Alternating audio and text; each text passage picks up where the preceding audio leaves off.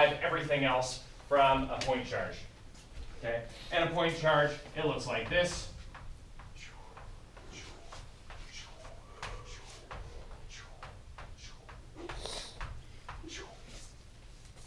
Gotta have the sound effects. You guys are totally allowed to do that when you're taking the exam. If I hear you guys going like, I will be happy. Bonus points?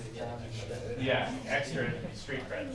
Okay, so and the field from a point charge, as we found out, is equal to 1 over 4 pi epsilon naught times q over r squared. Now we switched to 1 over 4 pi epsilon naught because a lot of the times it makes the math work out easier, and epsilon naught, it turns out, is a more appropriate constant to use for later on.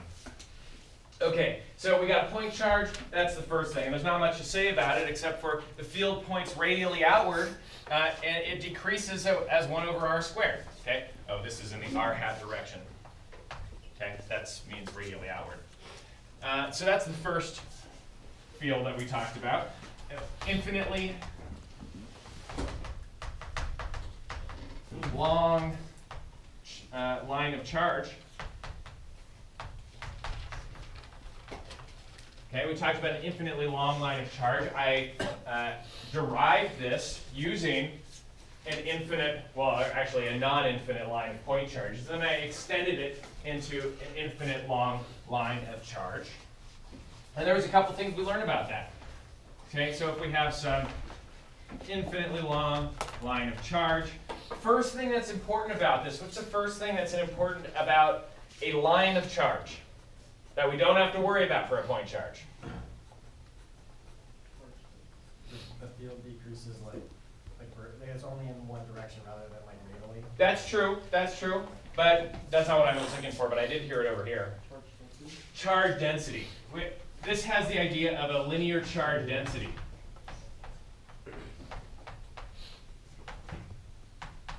Okay, so if you see a line of charge, if you're doing any kind of a problem with a line of charge, no matter what it is, you might want to write down the linear charge density. Even if you don't use it, I won't mark you off for it, right? You're like, line of charge, linear charge density. What's the linear charge density equal to?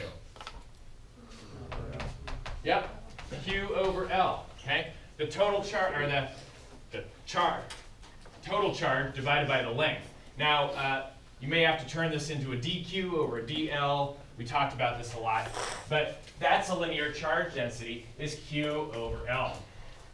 Okay, so we get some electric field, and the lines are parallel out like this, which is different than a point charge, because at a point charge, they are pointing radially outward. For this, if you're looking at a side view, they're pointing parallel, which is not something that we saw before. Also, but if you look at it on end, it does look like a point charge, where this is on end. Okay, so the field does decrease as you get far away from the line charge, but it doesn't decrease as you go along the line charge. So if you're going in this direction, it doesn't decrease. But if you're going away from it, it does decrease. In fact, E line is equal to 1 over 4 pi epsilon naught times 2 times the magnitude of lambda, which is the linear charge density, divided by r. So the electric field goes off as 1 over r instead of 1 over r squared, and that's because it's really only decreasing in one dimension as opposed to 2 dimensions, the way this is, well, 3 dimensions. You get what I'm saying, right? We have this long line of charge. That decreases how fast the electric field decreases as you move further away. All right, so that's 1, 2. We have a third one. Third geometry is an infinite plane of charge.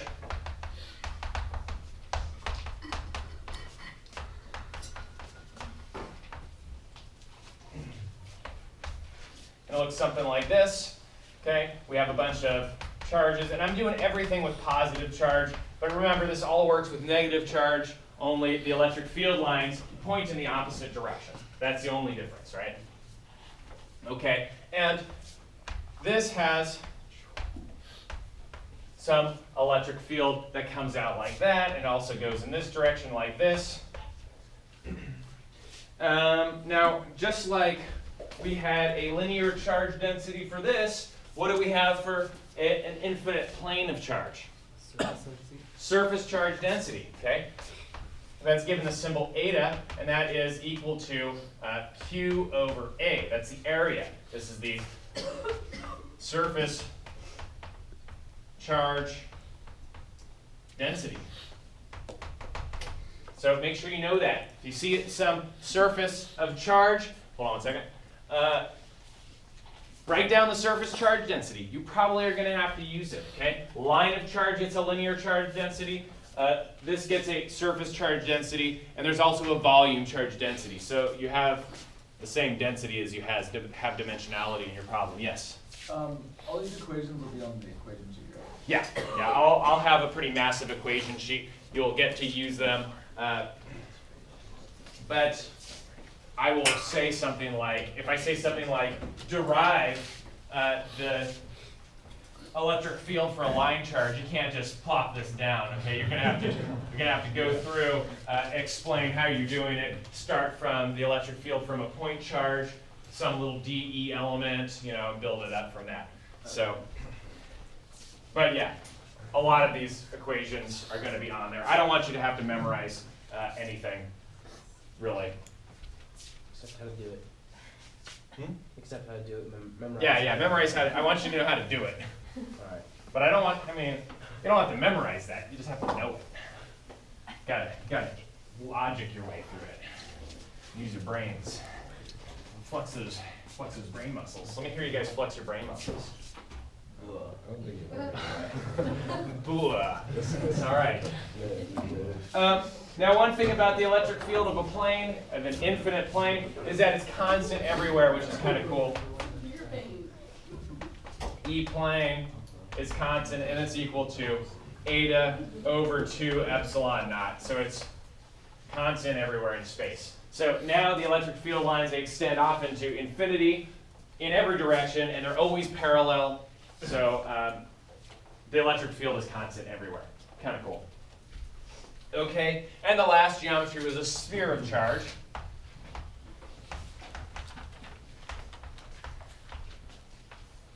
Now, I won't ask you to derive this in any capacity because you guys do not have the tools.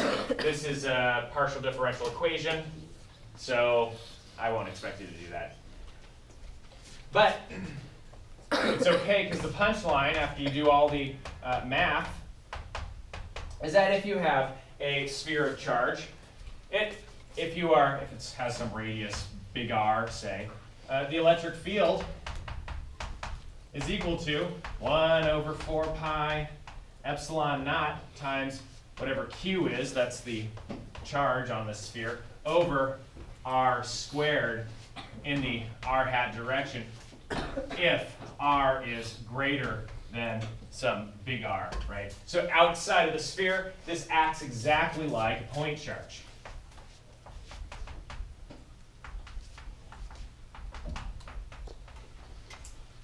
Sweet, okay? Now, this is a volume. If this was a conductor, though, an insulator, you might have to calculate the volume charge density. That's given by the symbol rho, and that's equal to Q over V. You're going to have to use this if I ask you to calculate something using Gauss's law. That will be something you need. That's a volume charge density.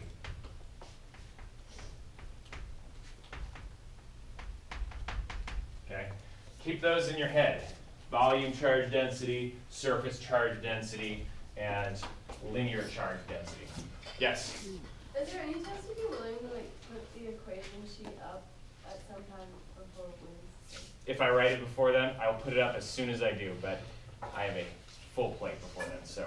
Sounds like a deal. But I want to get it to you guys. I do. I want to get it to you as soon as I can. But it will look like, pretty much, if you look at the back of the chapters, Okay, there's equations in the back of the chapters. Pretty much I'm just going to take those equations, typeset them in LaTeX, put them on a nice equation sheet, and give them to you. Okay, so I won't label them though. They'll just be on there in a list. So it's up to you to identify what the equation is, what it looks like, and stuff like that. Yes? So like on the quizzes before, you were like, oh, E disk and E. Yeah, I might do that. I might have some subscripts, yes. Yes? Is it just 25 through 27? 25 through 28. Oh, through 28? Through 28, yeah. Okay. So for that one, we have surface charge density. For that one, we have linear charge density. Why are we using rho in that one again? Volume charge density. This is a sphere. This is a plane, so you have an area, a charge distributed over an area. This is a line, so you have a charge distributed over a line. And here, this is a volume. It's a sphere, right? It's three-dimensional. So you have charge distributed throughout a volume. Well, yeah, but rho isn't in that equation. No, it's not. It's Okay, not. those two. Because you didn't need it for this. Okay. You would need it if, when we do Gauss's law, in order to calculate the amount of charge inside, say like you had a Gaussian surface right here, well, you're not capturing all of Q. How do you figure out how much Q you capture? Well, you find the volume charge density, and then you multiply it by the volume of your Gaussian surface since it's totally inside here. Okay? So that's why you're going to need it. You don't need it for this because this just turns into A point charge. a point charge. Okay. Okay? Which Gauss's law will tell you if you do it outside. But if you're inside, then it's different because you don't have all some of the charges outside of you, some of the charges inside your Gaussian surface. I won't ask you to calculate this. I'm just talking about the basic geometries that we know something about from this chapter.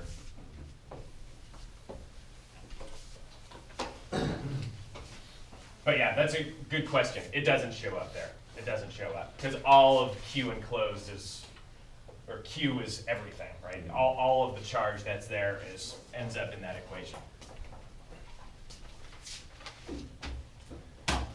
All right, so other cases that are important here, and I can show you how to calculate some of these things if you like. But real quick, I want to go over a few special scenarios. A dipole, that's like a positive and a negative point charge that are separated by some distance. Okay, some positive charge, some negative charge. There's some distance s between them. We give this thing what's called a dipole moment. It points from the negative charge to the positive charge, and it's a vector. Okay, so it's a vector that points in that direction, and we call it the dipole moment.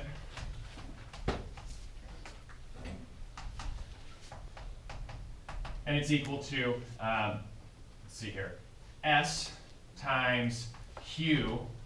I guess they write it in the opposite order in the book. Q times S, and it's in the direction from negative to positive. And this would be if this was a negative Q charge and this is a positive Q charge. Okay. So know about this. There are equations relating to the dipole. I will put them on the equation sheet. I don't expect you to memorize them. And there's just two equations. One of them is calculating the electric field in this direction, and one of them is about calculating the electric field in this direction. Now, on our lab, we had the general equation where you could calculate the electric field at anywhere in space, and it was kind of like a big nasty equation. I won't have that on the exam, so don't worry about that. Even though we did it in lab, I don't think there's much value in calculating that. Okay. And then the other sort of special case was a parallel plate capacitor.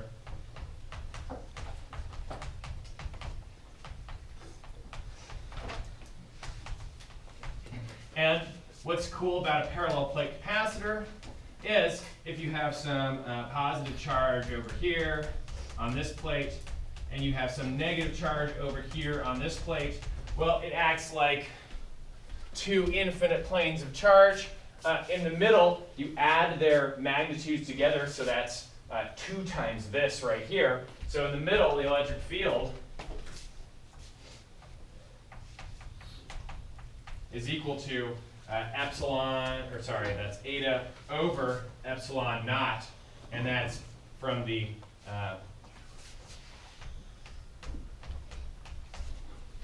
positive to the negative direction. Okay.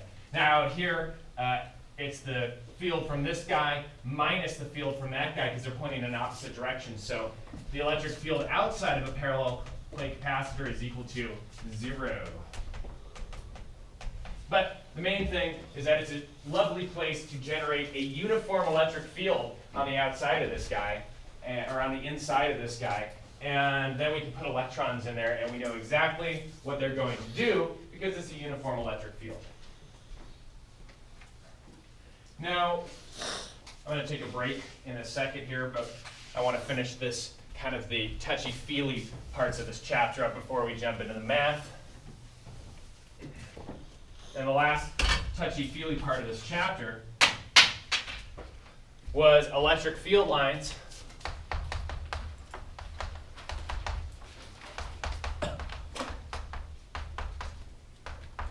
So you want me to do a dipole, or you want me to do 2 positive charges, or what do you want me to draw electric field lines for?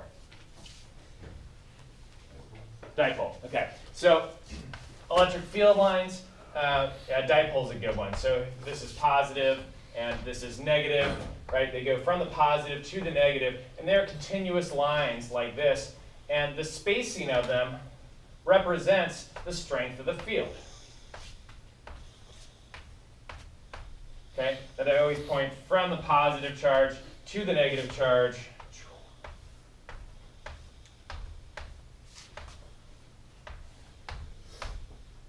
So something like that, and these would be likewise coming in towards the negative charge.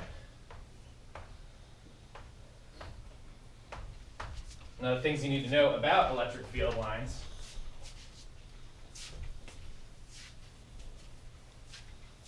There's not that many things, but you should know them. The first thing is that they are all tangent to the electric field vector, E, right? So if you put an electric, you say, what's the electric field vector look like right there? Well, it points in that direction.